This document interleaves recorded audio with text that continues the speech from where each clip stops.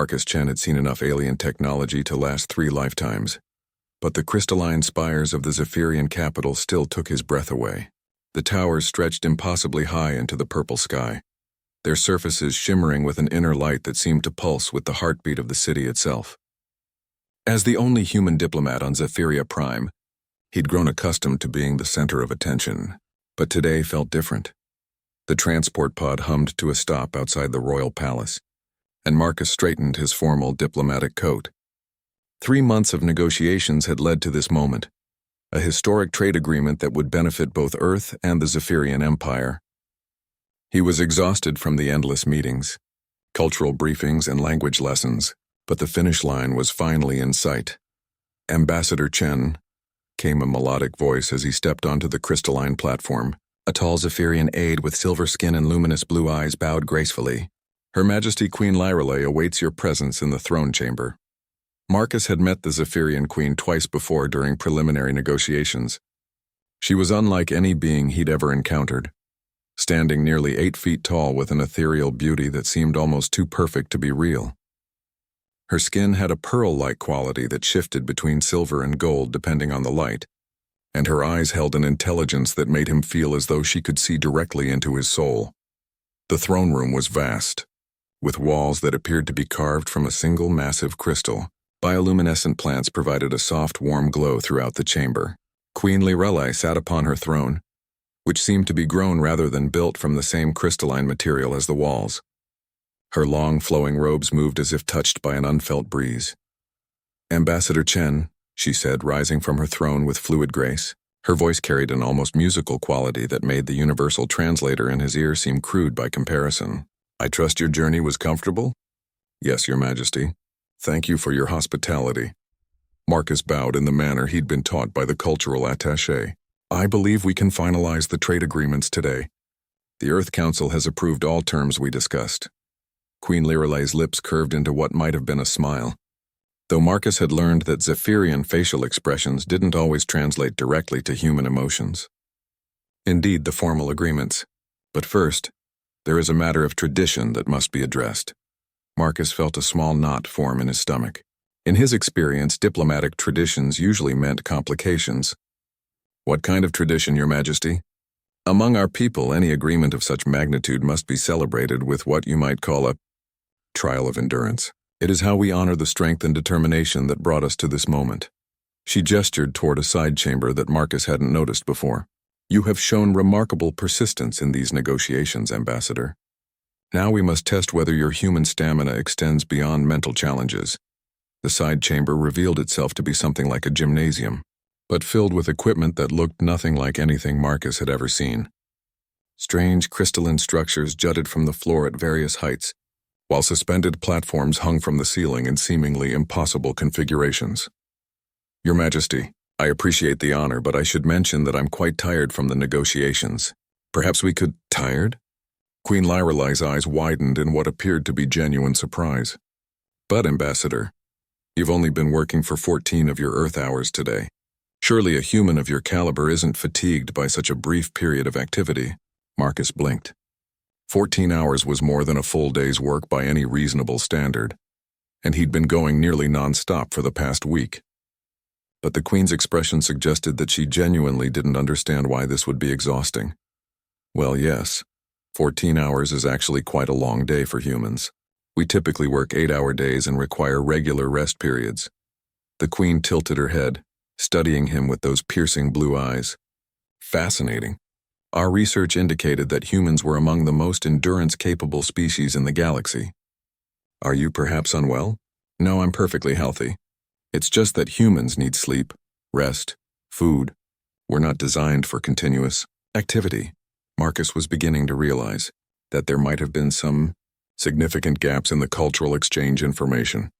"Sleep?" The Queen repeated the word as if tasting it. "Yes, I recall reading about this peculiar human requirement. You become unconscious for several hours each day's cycle. How quaint." She moved toward one of the crystalline structures. "But surely you can manage a few simple physical challenges before succumbing to this sleep requirement." Marcus looked at the alien obstacle course with growing apprehension. The structures looked like they required significant climbing, jumping, and balancing skills. His diplomatic training had included basic fitness requirements, but nothing that prepared him for what appeared to be an alien version of a ninja warrior course. Your Majesty, with respect, I think there may be some misunderstanding about human physical capabilities. Nonsense. The Queen's voice carried a note of excitement that Marcus found slightly alarming. We have studied human history extensively. Your species has shown remarkable feats of endurance, running for days across vast distances, working for weeks without significant rest during crises, surviving in the harshest environments across your planet. Surely what we ask is trivial by comparison. Marcus realized that the Zephyrians had probably focused their research on extreme examples of human endurance, rather than typical human behavior. Stories of marathon runners, soldiers in combat situations, or Arctic explorers would give a very skewed impression of average human capabilities. Those are exceptional cases, Your Majesty. Most humans can't perform at those levels without extensive training and— Excellent. Queen literally clapped her hands together, producing a sound like crystal chimes. Then this will be perfect training for you. We shall begin with a simple climbing exercise. Before Marcus could protest further, the Queen had activated something that caused the crystalline structures to begin glowing and shifting position. What had looked challenging before now appeared nearly impossible, with handholds that seemed to move randomly and platforms that rotated slowly in the air. Your Majesty, I really don't think— Ambassador Chen, the Queen's voice carried the unmistakable tone of royal authority. Do you wish to insult our traditions and risk the trade agreement that your planet so desperately needs? Marcus felt the weight of responsibility settle on his shoulders. This agreement would open up new resources and technologies that Earth needed badly. Billions of people were counting on him to make this work. He looked at the intimidating course, then back at the Queen's expectant face. Of course not, Your Majesty. I would be honored to participate in your tradition. Queen Lirelei beamed with delight. Wonderful. And Ambassador? This is just the beginning. We have many traditions to share. Marcus gripped the first crystalline handhold, feeling its smooth, warm surface against his palms. The crystal seemed to pulse with energy, and he could swear it was responding to his touch by becoming more textured, providing better grip. Either the Zephyrians were incredibly advanced in their engineering, or their technology was so integrated with their biology that even their exercise equipment was partially alive. Remember, Ambassador, Queen Lirelei called from below. This is merely a warm-up exercise. My research indicates that humans excel when properly motivated. Marcus pulled himself up to the first platform, his arms already protesting. The artificial gravity on Zephyria Prime was slightly heavier than Earth's, making every movement more taxing than it should be. He paused to catch his breath, looking down at the Queen, who watched him with the intensity of a scientist observing a fascinating specimen. Are you experiencing difficulties already? She asked, her melodic voice carrying what sounded like genuine concern. Perhaps I overestimated human capabilities. Something in her tone triggered Marcus's stubborn streak. He'd been underestimated before. As the youngest person ever appointed to the diplomatic corps, he'd faced skepticism from colleagues and alien species alike. He wasn't about to let exhaustion make him look weak now, especially not when Earth's future hung in the balance. Not at all, Your Majesty. Just getting warmed up. Marcus forced himself to continue climbing, reaching for the next handhold. This one was further away and required him to leap across a gap while trusting his grip on the crystal surface. The jump was successful, but the landing sent vibrations through his arms that made his muscles scream in protest. 2 weeks of sitting in conference rooms had not prepared him for this kind of physical activity. Still, he pushed onward, determined not to give the Queen any reason to doubt his capabilities. Excellent form, Queen Lirelei applauded. You're moving with the efficiency we expected from a human. Though I confess, you appear to be producing a significant amount of perspiration. Is this normal? Marcus wiped sweat from his forehead, leaving a damp mark on his diplomatic coat sleeve. Sweating is how humans regulate body temperature during physical exertion. It's perfectly normal. How fascinating. We Zephyrians regulate temperature through our crystalline skin structure. The concept of leaking bodily fluids for cooling purposes is quite ingenious, if somewhat primitive. The Queen moved to a control panel that Marcus hadn't noticed before. This gives me an idea for our next challenge.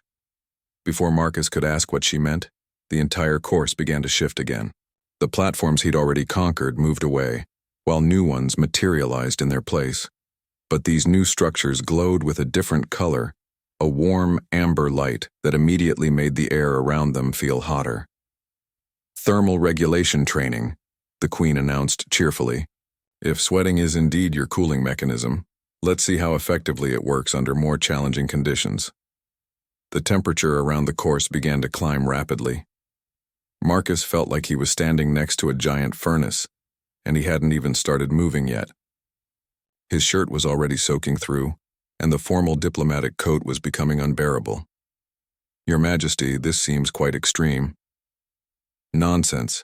According to our files, humans originated from a planet with desert regions reaching temperatures of 50 degrees Celsius or higher.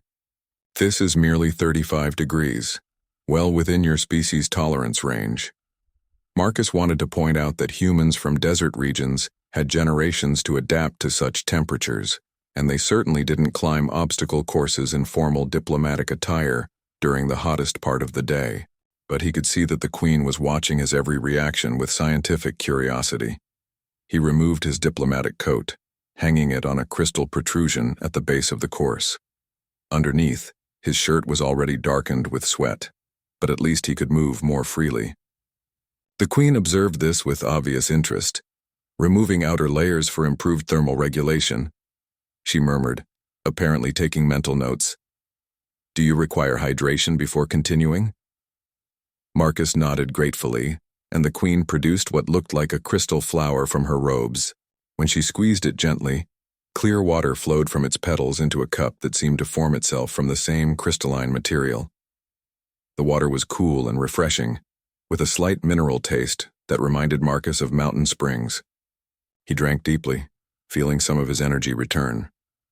The Queen watched this process with the same fascination she'd shown for everything else about human physiology. "Remarkable. You consumed nearly half a liter in less than 30 seconds. Human hydration requirements are indeed substantial." She gestured toward the glowing course. "Shall we continue?" Marcus approached the new obstacle course with growing concern. The amber glowing platforms were positioned even more challengingly than before, requiring longer jumps and more complex climbing sequences. The heat radiating from them made the air shimmer like a mirage. The first platform required a running start and a leap that would test his athletic abilities even under normal conditions. In the intense heat, with his energy already depleted from the previous course, it seemed nearly impossible. But the Queen's expectant gaze and the weight of his diplomatic mission drove him forward. He made the jump, barely catching the edge of the platform with his fingertips. The crystal surface was hot enough to be uncomfortable, but not quite burning. His muscles strained as he pulled himself up, and he could feel his heart pounding in his chest. "Impressive adaptation," Queen Lyra called out. "Your body is producing even more cooling fluid, and your cardiovascular system has increased its rhythm. Human engineering is truly remarkable." The next section required him to traverse a series of rotating platforms, while they slowly spun in different directions. Marcus found himself developing a strategy, timing his movements to match the rotation patterns. It was like solving a three-dimensional puzzle while exhausted and overheated. As he progressed through the course, something unexpected happened.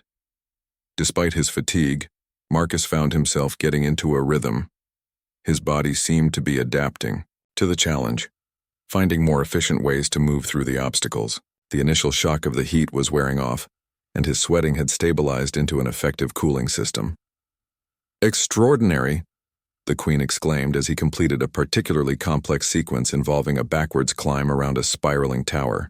"You're actually improving as the challenge intensifies. Is this a common human trait?" Marcus paused on a platform to catch his breath. "Humans are adaptable," he said between heavy breaths. "We get better at things with practice." "Adaptable," she repeated, as if savoring the word. "Yes, our preliminary research mentioned this quality, but to witness it in action is truly remarkable." She moved to the control panel again. "I believe you're ready for the next phase."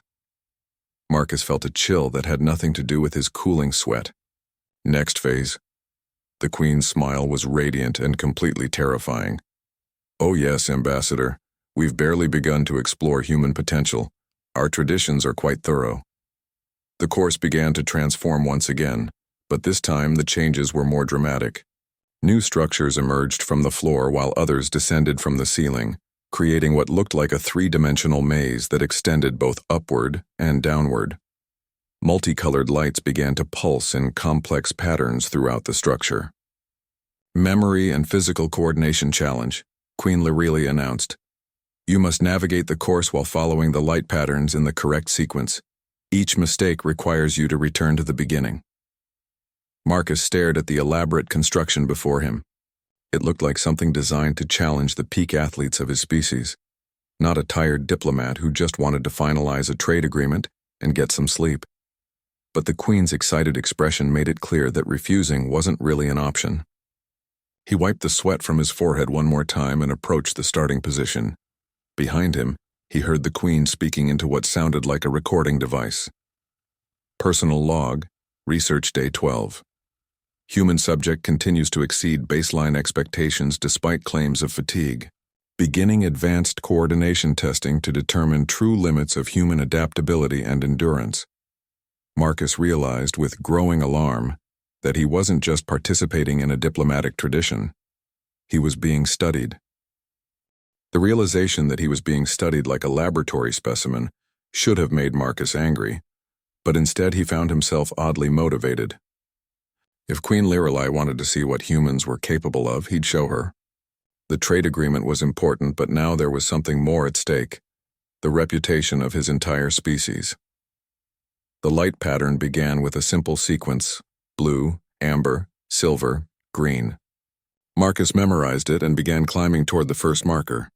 The path required him to leap between platforms that were spaced just far enough apart to make each jump a genuine challenge. His legs were already shaking from the previous obstacles, but he forced himself to continue. The first sequence was manageable. Marcus followed the lights correctly and made it through without having to restart. But as soon as he completed it, the pattern changed. This time it was longer: blue, amber, silver, green, purple, silver, amber, red, blue. Excellent. Queen Lorelei called from below. 9-point pattern recognition while maintaining physical exertion. Your brain continues to function efficiently despite the elevated stress levels. Marcus paused at the checkpoint platform, breathing heavily. The Queen was definitely taking scientific notes, which meant this wasn't just about diplomatic tradition. She was genuinely curious about human limitations, and apparently she'd decided he was the perfect test subject. The course ahead looked even more challenging. The platforms were positioned to require not just jumping and climbing, but also crawling through narrow crystalline tunnels and balancing on beams that seemed barely wide enough for his feet. All while remembering an increasingly complex light sequence. Your Majesty, Marcus called down. May I ask what your research hopes to discover? Queen Lorelei looked up from her recording device with an expression of pleasant surprise. Of course, Ambassador. We are fascinated by human endurance capabilities. Your species has a reputation throughout the galaxy as being remarkably persistent, but we've never had the opportunity to observe these traits firsthand. She gestured toward the course with obvious enthusiasm. Most sentient species reach their performance limits quite quickly and then maintain that level. But humans appear to have this fascinating ability to push beyond what should be their maximum capacity when sufficiently motivated. The next light sequence began, and this one was even more complex. Marcus counted 12 different elements before giving up and just trying to memorize it through repetition. The physical demands were increasing too. The crystalline tunnel required him to army crawl for nearly 20 meters, while the rough surface scraped against his arms and back. Humans also show remarkable damage. Tolerance, the Queen noted as Marcus emerged from the tunnel with several small cuts and abrasions. Most species would cease activity to tend to minor injuries, but you simply continue. Marcus wanted to point out that these weren't exactly minor injuries, but he was too focused on the balance beam to waste energy on conversation. The beam was only about 6 inches wide and stretched across a gap that was at least 20 feet across. Below it there was no safety net, just a crystalline floor that would definitely hurt if he fell. Halfway across the beam, the surface began to vibrate gently. Marcus realized it was designed to test not just his balance, but his ability to adapt to changing conditions. He slowed his pace, focusing intensely on each step. Adaptive response to unexpected variables, Queen Lorelei murmured into her recorder. Subject modifies technique in real time without external guidance. Marcus made it across the beam and immediately faced his next challenge. A climbing wall that seemed to stretch up into the dim heights of the chamber. The handholds were placed in such a way that he had to constantly shift his weight and find new grip positions. About 30 feet up, he realized that some of the handholds were moving. "Your Majesty," he called down during a brief pause. "How long do these traditions typically last?" "Oh, we're just getting started, Ambassador." "This is merely the physical assessment phase. We have so many other aspects of human capability to explore." Marcus felt his heart sink. He'd been hoping that completing this obstacle course would satisfy the Queen's curiosity, but apparently it was only the beginning. He forced himself to continue climbing, noting that his technique was actually improving as he went. His body was learning to distribute weight more efficiently and to anticipate the movement of the shifting handholds. At the top of the climbing wall, Marcus found himself on a platform that overlooked the entire course. From this vantage point, he could see that the challenge area was even larger than he'd realized. There were sections he hadn't yet encountered, including what looked like a maze made of mirrors and an area filled with what appeared to be floating crystal spheres. "Magnificent view, isn't it?" came the Queen's voice from directly behind him. Marcus spun around, startled. Queen Lyrelai was standing on the platform with him, having apparently climbed the wall without making a sound. She wasn't even breathing heavily despite moving faster than he had. "How did you—" "Zephyrians are naturally adapted for this type of movement," she explained casually. "Our crystalline bone structure makes us both lighter and stronger than most organic species. But that's not why I joined you up here." She moved to the edge of the platform, gesturing toward the unexplored sections of the course. "I wanted to discuss the next phase of our research. You see, individual physical performance is interesting, but what truly sets humans apart is your pack behavior." "Pack behavior?" "Your tendency to perform beyond individual limitations when working as part of a group. We've arranged for additional subjects to join us." As if on cue, Marcus heard voices from below. Looking down, he saw 3 other humans being escorted into the chamber by Zephyrian attendants. He recognized them immediately. Dr. Sarah Martinez, the mission's scientific advisor, Commander Jake Rodriguez, head of security, and Professor Lisa Chen, no relation, the cultural specialist. "You brought my entire team?" Marcus asked in disbelief. "Naturally. 1 human is fascinating, but 4 humans working together, that should provide truly valuable data." The Queen's eyes were bright with scientific excitement. "We've prepared group challenges that will test your species' legendary teamwork and collective endurance." Down below, Marcus could see his colleagues looking around the chamber with the same mixture of awe and apprehension he'd felt when he first arrived. Dr. Martinez was already examining the crystalline structures with professional interest, while Commander Rodriguez was assessing the tactical challenges of the course. "Your Majesty, my team has been traveling for nearly 20 hours. They're probably exhausted." "Excellent point," Queen Lyrelai interrupted. "We'll be able to observe how human performance changes under sleep deprivation stress. This is even better data than we hoped for." She activated a crystal communication device at her wrist. "Attention research subjects, please approach the group challenge area. Ambassador Chen will join you shortly." Marcus realized he was trapped between his diplomatic obligations and his responsibility to his team. He couldn't afford to offend the Queen by refusing to participate, but he also couldn't ask his people to go through what he'd just experienced. Looking down at his team, Marcus made a decision that would define the rest of their stay on Zephyria Prime. If the Queen wanted to study human endurance and teamwork, he'd give her a demonstration she'd never forget, but he was going to make sure his people understood exactly what they were getting into. "Your Majesty," he said firmly, "if we're going to do this, I want to establish some ground rules." Queen Lyrelai tilted her head curiously. "Ground rules? Humans work best when they understand the parameters of a challenge. If you want to study our capabilities, we need to know what we're working toward and what the limits are." The Queen considered this for a moment, then smiled broadly. "How wonderfully human. You wish to negotiate the terms of your own endurance testing. Very well, Ambassador. What are your terms?" Marcus looked down at his team, then back at the Queen's expectant face. Whatever happened next, he was going to make sure that Earth's first diplomatic mission to Zephyria Prime would be remembered as more than just a scientific curiosity. Marcus descended from the platform using a crystal slide that deposited him near his team, with considerably more style than the climbing wall had required. His colleagues looked at his disheveled, sweat-stained appearance with growing concern. "Marcus," Dr. Martinez said immediately, her scientific training making her assess his condition. "You look like you've been through a marathon. Are you injured?" "I'm fine, Sarah, just a little tired." Marcus turned to address the Queen, who had somehow arrived before him despite starting from the same platform. "Your Majesty, I'd like to explain the situation to my team before we proceed." Queen Lyrelei gestured graciously. "Of course. We value informed consent in our research." Marcus gathered his team closer and quickly explained what had transpired over the past few hours. He watched their expressions change from confusion to disbelief to grim determination. Commander Rodriguez was the first to speak. "So basically, we're lab rats in the galaxy's most elaborate obstacle course." "That's one way to put it," Marcus replied. "But it's also an opportunity. If we can demonstrate human capabilities effectively, it could significantly strengthen our negotiating position for future agreements." Professor Chen adjusted her glasses nervously. "And if we fail or refuse to participate? Then we risk the trade agreement and potentially damage Earth's reputation with our first major alien ally," Marcus said honestly. Dr. Martinez stepped forward, her scientific curiosity clearly outweighing her apprehension.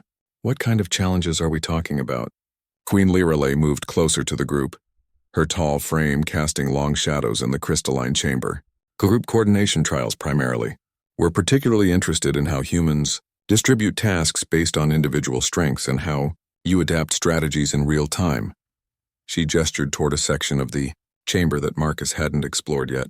The area contained what appeared to be a complex puzzle made of moving platforms, rotating bridges, and crystal mechanisms that required multiple people to operate simultaneously. The first challenge requires 4 individuals to navigate separate but interconnected paths while maintaining communication and timing. Each path has different requirements. One focuses on physical climbing, another on balance and precision, a third on problem solving, and the fourth on coordination of the overall effort. Commander Rodriguez studied the setup with a tactical eye. "Sounds like a military exercise. What happens if one person fails their section?" "Then everyone returns to the beginning and starts again," the Queen replied cheerfully. "We understand that humans become more determined when facing repeated failures, so this should produce excellent data on your persistence mechanisms." Marcus saw Professor Chen pale slightly at this prospect. As the cultural specialist, she was the least physically oriented member of the team. But before he could address her concerns, Dr. Martinez spoke up. "What are the parameters? Time limits, rest periods, safety protocols?" Queen Lyrelei looked puzzled. "Parameters? Human physiology has specific requirements," Dr. Martinez explained in her professional tone. "We need regular hydration, rest periods to prevent injury, and we have limits on how long we can maintain peak performance. What accommodations have been made for these factors?" "Accommodations?" The Queen's confusion was genuine. "But you're humans. Our research indicates that your species thrives on challenge and adversity. Surely you don't require artificial limitations on your own capabilities?" Marcus realized that the Zephyrians' research had focused entirely on extreme examples of human endurance. Athletes, soldiers, and survival experts, without considering that these represented the far end of the bell curve rather than average human capability. "Your Majesty," he said carefully, "those examples represent humans performing at their absolute maximum capacity, usually in life or death situations. Most humans can't sustain that level of performance without consequences. But you have sustained it," the Queen pointed out. "For the past several hours, you have continued to exceed what you claimed were your limitations." She was right, Marcus realized. Despite his exhaustion and protests, he had continued to adapt and perform. The question was whether his team could do the same, and whether it was fair to ask them to try. "Let me propose a compromise," Marcus said. "We'll attempt your group challenge, but with modifications. Give us clear objectives and reasonable rest periods. If we meet your research goals efficiently, we complete the trials. If we exceed your expectations, we discuss additional cooperation between our species." Commander Rodriguez nodded approvingly. "Smart negotiating, sir." Queen Lyrelei considered this proposal with obvious interest. "And if you fail to meet our objectives? Then we accept whatever consequences you deem appropriate," Marcus replied, hoping he wasn't making a terrible mistake. Fascinating. You're wagering your own performance capabilities. Very well, Ambassador. I accept these terms. The Queen activated several crystal control panels, and the group challenge area began to reconfigure itself. Your first objective is to navigate the synchronized pathway challenge in under 30 minutes. Each team member must reach their designated endpoint simultaneously, while maintaining communication throughout. Professor Chen, you'll handle the coordination role from the central platform. Professor Chen looked relieved to be assigned the role that played to her strengths. What kind of coordination? You'll be able to see all pathways and must guide your teammates through the optimal sequence. However, your platform will be moving constantly, so you'll need to adapt your instructions based on your changing perspective. Dr. Martinez examined her assigned path, which appeared to involve a series of crystal puzzles that needed to be solved in sequence. Are there hints or clues for the problem-solving elements? The crystals themselves will provide feedback, but you must interpret the responses correctly. Incorrect solutions will reset your entire sequence. Commander Rodriguez was studying what appeared to be the most physically demanding path. A series of obstacles that required climbing, jumping and crawling through spaces that looked barely large enough for a human body. What about the balance and precision pathway? That would be for you, Ambassador Chen, the Queen said to Marcus. Your pathway requires moving across narrow beams while carrying crystal spheres of different weights. Drop a sphere and everyone starts over. Marcus looked at the setup and realized it was actually ingeniously designed. Each pathway required different skills, but they were all interconnected. Success required not just individual performance, but genuine teamwork and communication. All right, team, Marcus said, falling into his diplomatic leadership mode. Let's show Her Majesty what humans can do when we work together. Dr. Martinez was already examining the crystal puzzles. These look like they're based on mathematical sequences. I can handle this. Commander Rodriguez was stretching and preparing for his physical challenges. I've done obstacle courses harder than this during training. No problem. Professor Chen was studying the central coordination platform with growing confidence. I can see all the pathways from here. The moving platform might actually be an advantage. I'll get multiple perspectives. Remember, Marcus addressed his team, we're not just representing ourselves. We're showing an entire alien civilization what humanity is capable of. Queen Lyrelei activated a timer crystal that began glowing with pulsing light. You may begin when ready, Ambassador. Marcus took his position at the start of the balance pathway, holding the first crystal sphere. It was heavier than it looked, and he could already tell that carrying it across the narrow beams would require considerable concentration. Ready? He called to his team. Ready, came the unanimous reply. Professor Chen, you're our eyes and ears. Take us through this. As they began the challenge, Marcus realized that something had shifted in the group dynamic. Despite the unusual circumstances and their exhaustion, his team was settling into a rhythm of cooperation that felt natural and efficient. Maybe the Queen was right about humans performing better under pressure. Marcus, hold position. Professor Chen's voice came clearly through the chamber's acoustics. From her moving platform, she had a clear view of all 4 pathways. Sarah, you need to rotate the third crystal counterclockwise before Marcus proceeds. Jake, there's a gap opening in your obstacle sequence in about 10 seconds. The coordination was working better than Marcus had expected. Professor Chen had quickly adapted to her moving vantage point, using the changing perspectives to spot details that would have been missed from a fixed position.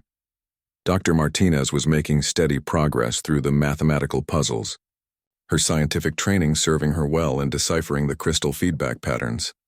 Commander Rodriguez was moving through his obstacle course with military efficiency, but Marcus could see the strain building in his movements. The Zephyrian version of physical challenges was definitely more demanding than standard human training courses. Jake, Marcus called out while carefully balancing on his beam with the crystal sphere. Pace yourself. We've got 23 minutes left. Copy that, Rodriguez replied, pausing at a particularly challenging climbing section. These handholds keep shifting. It's like the whole course is alive. Queen Lyrelei, who had been observing silently, spoke up. The crystalline structures do respond to bioelectric fields. They're essentially adapting to your individual touch patterns and adjusting difficulty accordingly. They're what? Dr. Martinez paused in her puzzle solving to stare at the Queen. The course is analyzing us and changing in real time. Naturally. How else would we obtain meaningful data about adaptive performance? The Queen seemed genuinely puzzled by their surprise. Fixed challenges only tell us about baseline capabilities. Marcus felt a chill that had nothing to do with physical exertion. Your Majesty, are you saying the course gets harder as we get better at it? Among other variables, yes.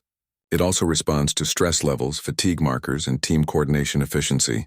The goal is to identify your true performance ceiling, not simply observe you completing predetermined tasks. Professor Chen's voice came from above, slightly strained. That explains why my platform keeps changing speed and direction patterns. It's responding to how well I'm coordinating you all. This revelation changed everything. They weren't just completing a challenge. They were trapped in an escalating test that would keep pushing them until they reached failure. Marcus realized he needed to modify their strategy immediately. New plan, he announced while carefully transitioning to a narrower beam. We're not trying to beat the course. We're trying to impress the Queen with our adaptability. Show improvement, but don't push to absolute limits. Dr. Martinez caught on immediately. Demonstrate learning and cooperation rather than maximum performance. Smart. But how do we control the difficulty if it's responding automatically? Commander Rodriguez asked while navigating around a moving obstacle. We control our own responses, Professor Chen said with growing excitement. If the course adapts to our stress levels and coordination, we can influence it by managing those factors. Marcus smiled despite his precarious position on the balance beam. Leave it to his team to turn an alien endurance test into a strategic problem. Chen, start calling out encouragement along with directions. Sarah, verbalize your problem-solving process so we can all learn. Jake, maintain steady rhythm rather than pushing for speed. The change in their approach was immediately noticeable. Instead of fighting against the increasing difficulty, they began working with it. Professor Chen started providing positive feedback along with her navigation instructions. Dr. Martinez began explaining her puzzle solutions aloud, allowing the others to understand the logical patterns. The crystal sequences are based on prime number progressions, she called out, but they're modified by harmonic resonance patterns. Each correct solution makes the next puzzle slightly more complex but also more predictable. Queen Lyrelei was taking rapid notes on her recording device. Remarkable. They're sharing information in real time to improve collective performance. The individual learning curves are accelerating through group knowledge exchange. Commander Rodriguez had found his rhythm in the obstacle course, moving with steady determination rather than trying to rush through. Course is still adapting, but it's not spiking difficulty anymore. It's like it's testing sustained performance instead of peak bursts. Marcus reached the halfway point of his balance pathway and realized he was actually enjoying the challenge. The crystal sphere felt more natural in his hands, and his balance had improved significantly since the beginning. The beam ahead was narrower, but his confidence was higher. Time check, Chen. 15 minutes remaining, and we're all ahead of schedule. The pathways are getting more complex, but our adaptation rate is keeping pace. Dr. Martinez completed another puzzle sequence. I'm starting to anticipate the pattern modifications. The crystals are definitely responding to neural activity patterns, but they're designed to reward learning rather than just punish mistakes. Fascinating observation, Queen Lyrelei murmured. Yes, our technology is designed to encourage growth rather than simply measure existing capacity. We find that most species perform better when the challenge evolves with their improving skills. Marcus navigated around a rotating section of his beam while carrying 2 crystal spheres now. The additional weight and complexity should have made the task much harder, but his improved technique was compensating for the increased difficulty. Your Majesty, he called down while maintaining his balance, may I ask what you're hoping to learn from this specific exercise? Several things, Ambassador. Individual adaptability, group coordination, stress management, and most importantly, how humans respond when they realize a challenge is designed to grow with their capabilities rather than simply test existing limits. Commander. Rodriguez paused at a junction in his obstacle course. So this isn't about whether we can complete a specific task. It's about how we handle knowing that the task will keep evolving. Precisely. Most species, when they discover this adaptive element, either become discouraged and perform worse or become overly aggressive and burn out quickly. But humans... The Queen's voice carried a note of scientific excitement. But humans what? Professor Chen asked while adjusting her coordination strategy for a newly configured platform movement. Humans appear to find the concept motivating rather than discouraging. You've actually improved your performance since discovering the adaptive nature of the challenge. Marcus realized she was right. Instead of being demoralized by the revelation that the course would keep getting harder, his team had rallied and found ways to work with the system. They were treating it as an intellectual puzzle as much as a physical challenge. Dr. Martinez completed her longest puzzle sequence yet. There's something deeply satisfying about a challenge that respects your growing capabilities. It's like having a conversation with the course itself. Exactly. Queen Lyrelei was practically glowing with enthusiasm. You understand? This is why we were so eager to study humans. Most species view escalating challenges as adversarial, but humans seem to view them as opportunities for growth. Marcus completed the most difficult balance section of his pathway, now carrying 3 crystal spheres of different weights. His technique had evolved to compensate for the complex weight distribution, and he was moving with confidence that would have been impossible at the beginning. 10 minutes remaining, Professor Chen announced. Everyone's making excellent progress. At this rate, we'll complete the challenge with time to spare. But Marcus had a feeling that completing this particular challenge was just the beginning. Queen Lyrelei's excitement suggested that they had confirmed something important about human nature, and he suspected that confirmation was going to lead to even more elaborate tests. Your Majesty, he called down while approaching the final section of his pathway, what happens after we complete this challenge? The Queen's smile was radiant and slightly terrifying. Oh, Ambassador, this is merely the preliminary assessment. Now that we understand how humans respond to adaptive challenges, we can begin the real research. Marcus and his team completed the synchronized pathway challenge with 3 minutes to spare. As they gathered at the central completion platform, each member showed signs of fatigue but also unmistakable satisfaction. They had not only met the challenge but had done so while learning to work with an adaptive system that responded to their every improvement. Excellent performance. Queen Lyrelei approached the group with several Zephyrian attendants who began scanning the humans with crystalline devices. Your biorhythm patterns during the final phase were particularly interesting. Elevated heart rates but decreased stress hormones. You were working harder but feeling more confident. Dr. Martinez wiped sweat from her forehead while examining one of the scanning devices with scientific curiosity. That makes sense. Once we understood the system's adaptive nature, we could work with it instead of against it.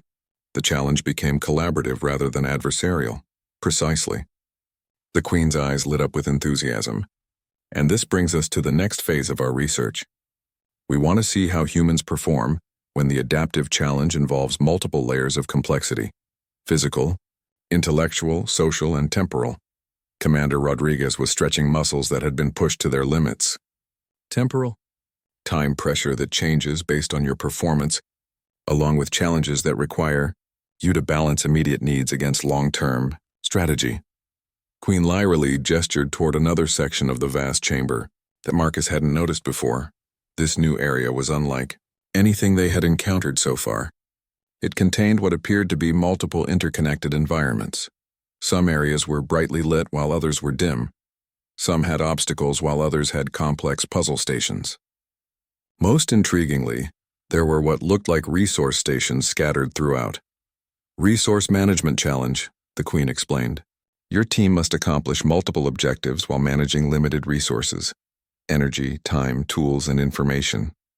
The adaptive element comes from the fact that your efficiency in one area affects the difficulty and available resources in all other areas. Professor Chen studied the complex setup with growing interest. It's like a real-time strategy game, but with physical components.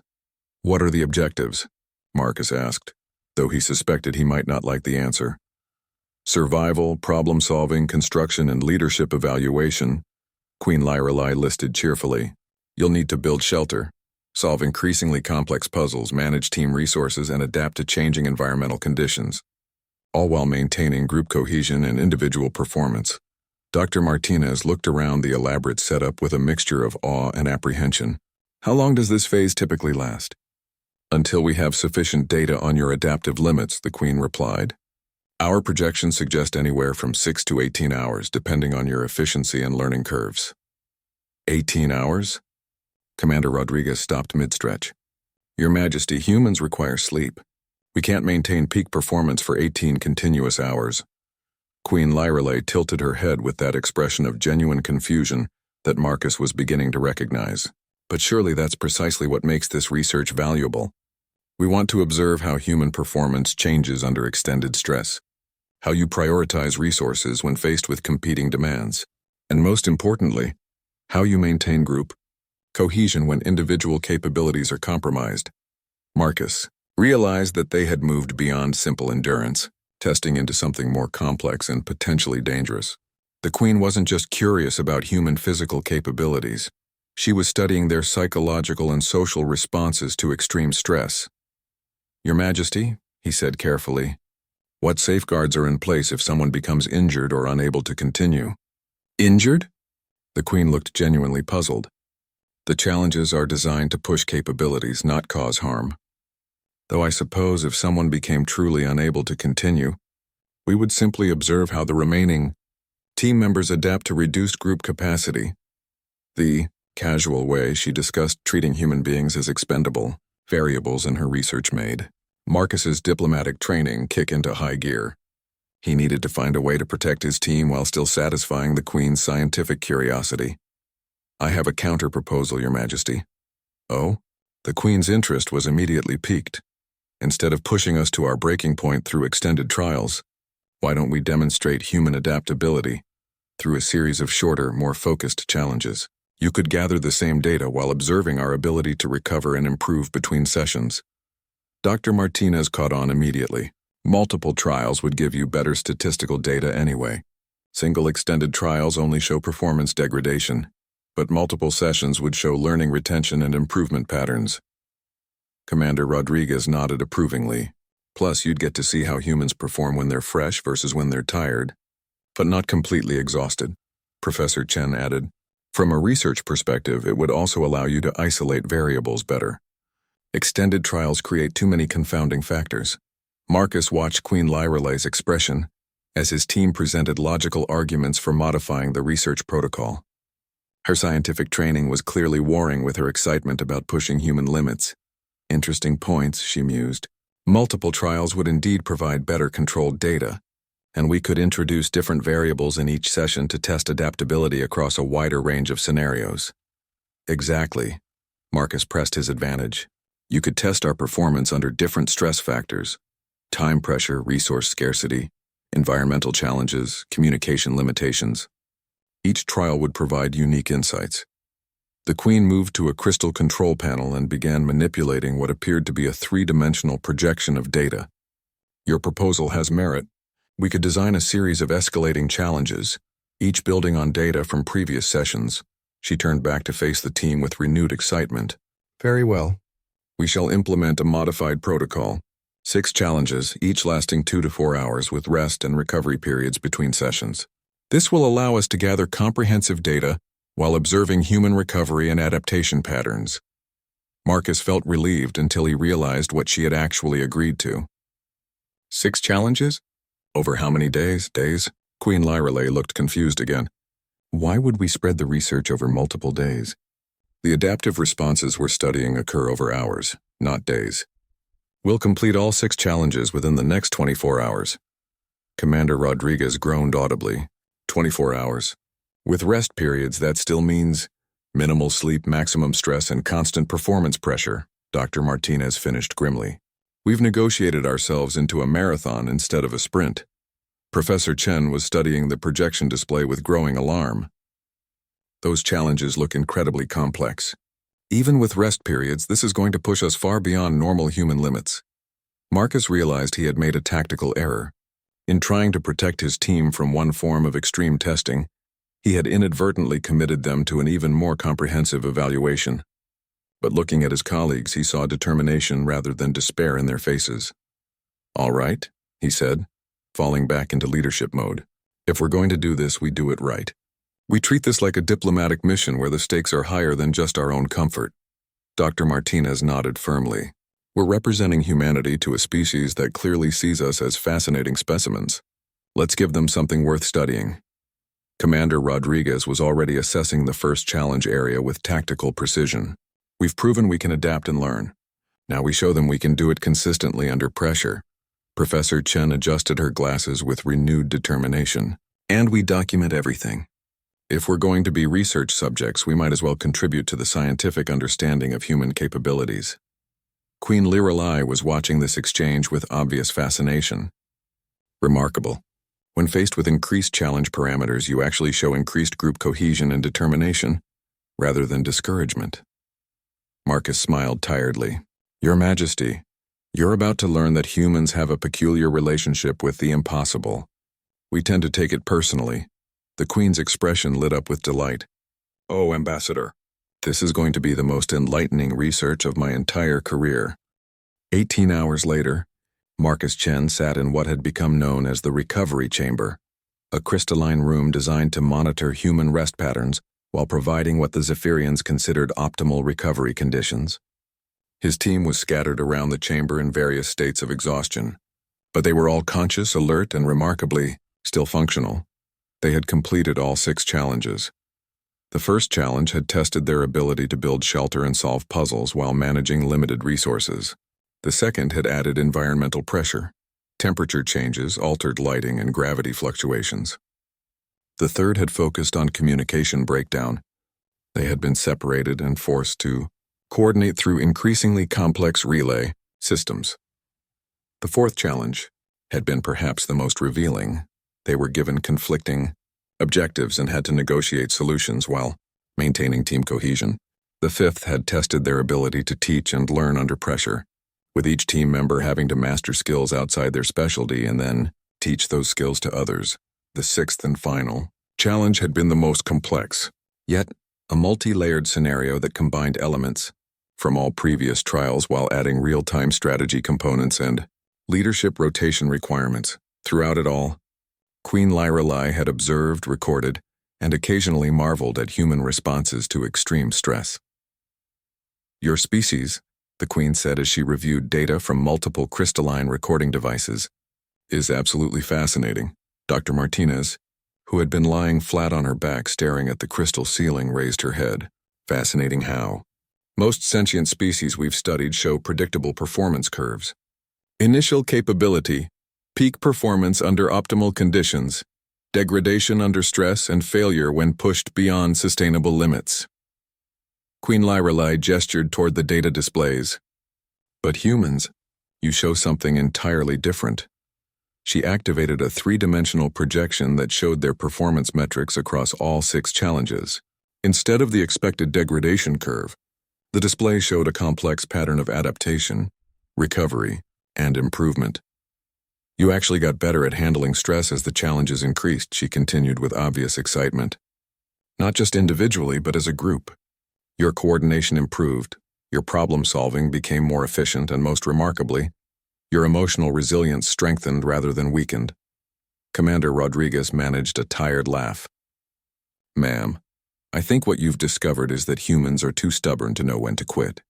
Stubborn, yes, the Queen agreed, but also remarkably adaptive. You didn't just persist through increasing difficulty, you evolved your approaches, developed new strategies, and found ways to turn disadvantages into advantages. Professor Chen sat up with renewed interest despite her fatigue. Can you give us specific examples? Queen Lirelai touched the control panel, and the projection zoomed in on particular data points. Challenge 3 when communication was limited. Most species would have focused on finding ways to restore full communication. Instead, you developed an entirely new coordination system that was actually more efficient than your original approach. Marcus remembered that challenge.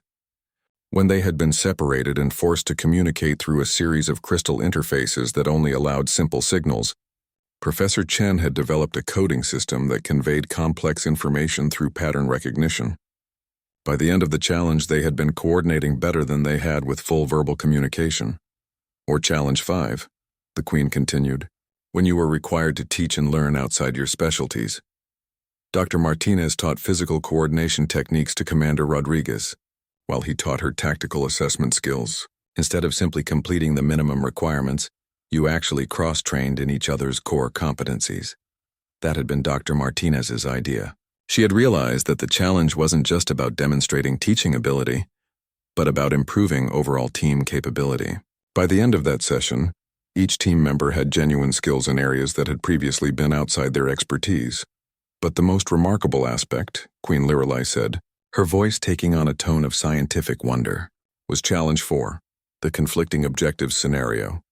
Marcus grimaced as he remembered that particular trial. They had been given individual goals that seemed to directly contradict each other, with success for one team member apparently requiring failure for another. The challenge had been designed to test whether humans would sacrifice group cohesion for individual achievement. "We nearly failed that one," he admitted. "Failed?" The Queen looked genuinely surprised. "But you achieved something we've never observed in any other species." She manipulated the projection to show a detailed analysis of their performance during the conflicting objectives challenge. When most species encounter contradictory goals, they either fragment into competing individuals or establish a hierarchy where some members sacrifice for others. But you did neither. Dr. Martinez sat up straighter, her scientific curiosity overriding her fatigue. "What did we do?" "You rewrote the parameters. Instead of accepting that the objectives were truly contradictory, you found a solution that allowed everyone to achieve their goals by redefining success criteria." The Queen's voice carried a note of admiration. "You essentially negotiated with the challenge itself."